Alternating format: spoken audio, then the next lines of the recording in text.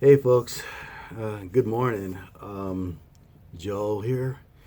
Um, right now, I'm at work where there's nobody. Well, not really nobody. I got one of my employees here, let alone with one Chinese customer. No, they do not have COVID-19. Okay. Even though they speak a little English, but that's okay. I ain't mad at that. But what I am mad about is what's. Ugh. Listen, folks, one thing that needs to be understood: choose facts over fear. In Second Timothy, or First Timothy, for the chapter 1, I believe it's verse 6, where, or Second Timothy chapter 1, one of those two. Sorry, I know I should, I should know these verses at the top of my head. But anyways, Paul specifically told Timothy, he said, "For God has not given us a spirit of fear, but of love and a sound mind." Uh, let's keep this one thing in mind, folks. COVID 19 peaked its head around January. Okay. The media knows this. They just refuse to report it. It's the reason I'm kind of putting my 2 cents in with this because why March has this affected us all? Tim and I were supposed to have a gig this week. That ain't happening. So we kind of made a choice to kind of keep each other from a distance. Not that we don't want to. I know sometimes the way me and him kind of bicker and argue at times, it kind of makes you wonder. But the truth is that this whole pandemic scare had been coming. People had plenty of time to prepare for it. You know, I put all this blame and fear mongering on the media. Tim and I have written a song. It's called "The Obsolete Man." It was a lashing out against the state-run media. Because why? Because they hate us. They don't like normal people. Because if it were true, they would have reported this the same way they reported swine flu. Why? Because the swine flu was more dangerous 10 years ago to people within the age levels under 50 at best. And it took more lives than coronavirus ever will. And like I said, I'm gonna get a little political in saying this. It's all in an attempt to hurt the president. The president did an astounding job. He's done everything and anything to get this thing under control.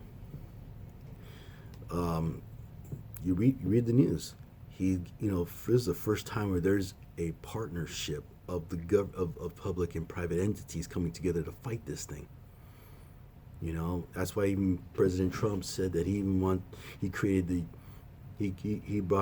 renegotiated all the trade deals so we would get out of China. Why? Because of stuff like this.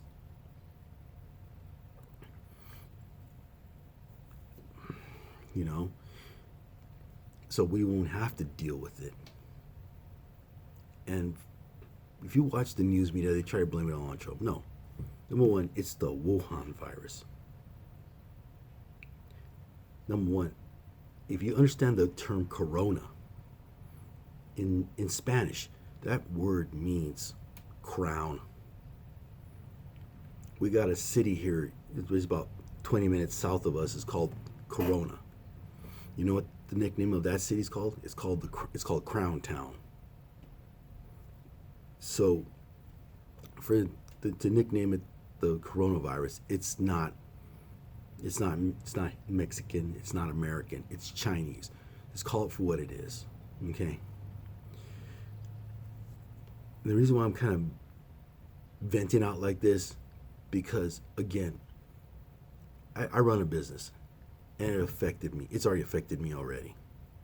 I got people calling my shop. They're saying, "Hey, you guys still taking in people?"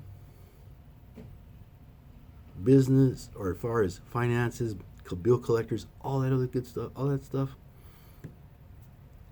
Bill collectors don't care. They don't care. They want to get paid.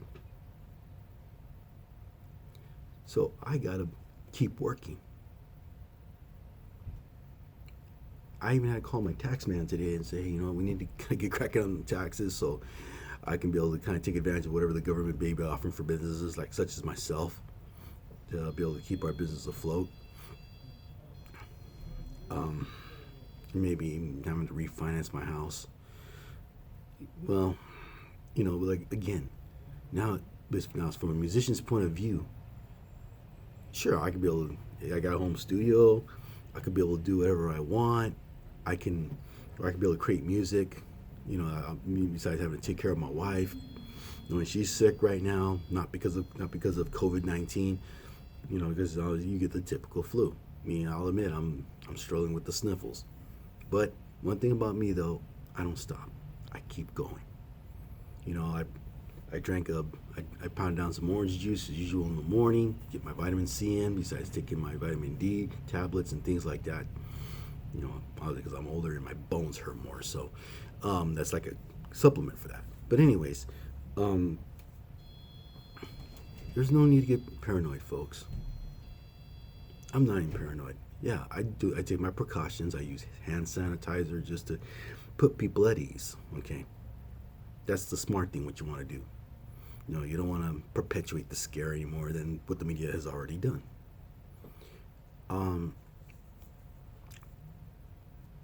Folks, let's give it about 15 days. This too will come to pass. We'll be resilient. I believe that God's going to provide a way for them to find a way to deal with this virus, and it'll be eradicated, just like the swine flu was after 12,000 deaths.